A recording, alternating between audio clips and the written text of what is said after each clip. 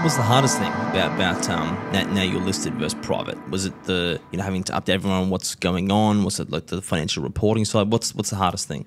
I think when you're a private owner, you can have a good month or a bad month. You just shrug your shoulders and go, okay, we'll just see how we go. You don't have that luxury in listed land.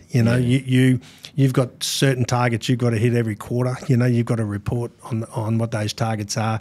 If you're off on those targets, you've got to explain yourself on the reasons why, and you'll be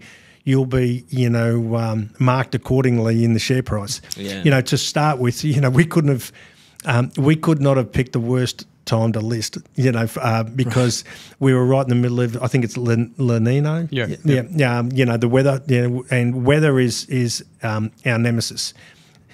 The work doesn't get cancelled, but it gets pushed down the road. Because it's like we said, maintenance work and project work. They can't just not build the road, and they can't maintain. They have to maintain their assets. So the work gets pushed down the road, but it just doesn't get done at that time because of the rain.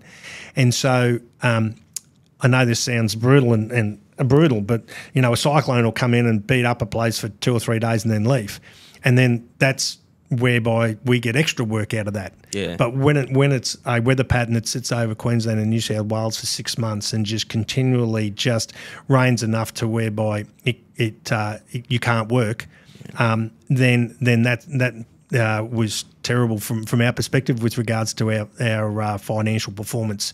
So the first 6 months of listing, where we didn't hit the targets that we'd said, was pretty brutal on us with regards to our shareholders and the market itself.